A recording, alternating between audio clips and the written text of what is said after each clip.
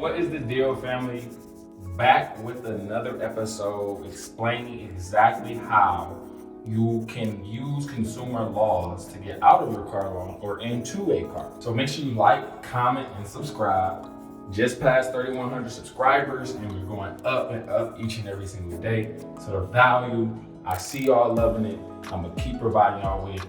Just keep showing me love, right? So boom, let's dive straight into it. The very first thing you do is like, all right, find the car you're trying to get. Don't just get anything. Find something you honestly want. Like, I'm not saying go get a Rolls Royce or a Lamborghini. I'm just saying find something you truly, genuinely like. Like, I personally like Mopar, Chrysler, Dodge, Jeep, Ram, one of those type of cars, And I'm not a base model type of dude, so you definitely gotta get a high altitude, Overland, or I'm specifically talking about Jeep, but find whatever you like, find it, and then move on to the second step, or I guess you could say this is really the first step. Number one step is finding the car that you actually want. Then number two, you want to see what credit bureau they pull from. TransUnion, Experian, and Equifax. There we go. See who they pull from so you can see exactly, all right, cool.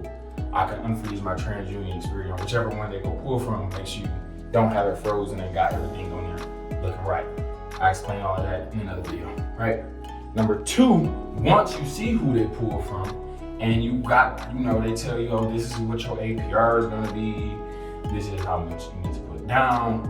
Okay, now you need to break down the finance charge, right? And the finance charge is broken down in 15 USC 1605. I'm gonna say it one more time, take it down, note it, whatever. I have the documents, I have the course, so you guys can get all of that there. This video is just giving you information on how to move forward, you feel me? So cool, break down the finance charge. I broke it down for you guys in the documents and in my course, and you can look it up yourself through looking up 15 USC 1605. Boom, then the three. Now after all of that, they're gonna be looking at your credit. Because now once you really about to get the car, you're gonna go into the back and you're gonna speak to the finance manager. So you're breaking down a finance charge, literally, to the finance manager. So he's probably looking at it. Bro, what are you talking about? How do you even know all this stuff? Right? So that's when you're gonna say, let me see my truth in lending. And this is something they have to show you. They have to show you this because obviously, if they're giving out loans, they have to participate in truth in lending, right? So you're gonna say, let me see my truth in lending act. And this will show where it says, oh, they have to tell you about the APR, they have to tell you about the down payment, they have to tell you about this, and this. And they have to conspicuously tell you about it. Like, they have to be in full, openness, explaining everything. Not just telling you about it, but explaining why. You feel me? So, cool. That is like one of the very most important parts because now you're actually seeing, oh, they're gonna say, we're charging you a 26% APR because you're a high risk lender. Why are you a high risk lender? Because you got 17 open accounts, blah, blah, blah, blah, blah, blah, blah. They're just gonna explain to you exactly why. And they're gonna have that immediately. They can't, 2 weeks, no. They have it right now. They just decide to send it to you in 2 weeks. They have it right then and there. So after you tell them, see the Truth in Lending Act, I want you guys to look up 15 USC 1679A. I'm not gonna explain anything in there because that part right there, I really want you guys to understand. Look it up. Again, it's all covered in the course, it's coming with the documents, whatever. But right there, you guys can look it up yourselves and really understand what a finance charge is and what a consumer credit transaction is. I just gave it away. That's what 15 USC 1679A, it explains what a consumer credit transaction is. So do 1605. Cool, moving on.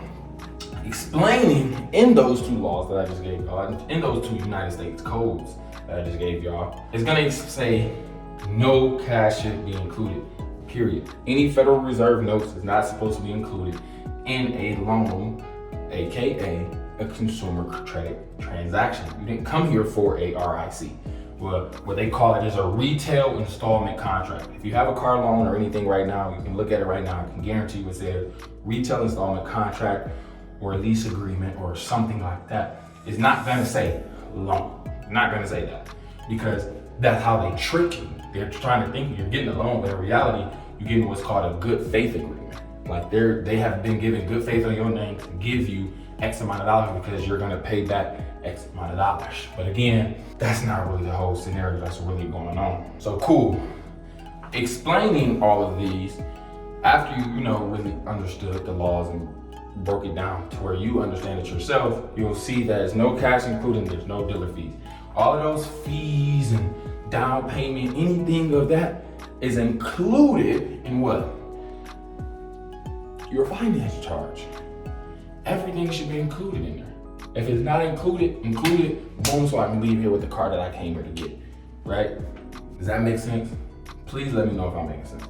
Let me know in the comments if y'all liked the video, if it made sense. I want it to be short, simple, straight to the point. There's not really any confusion here.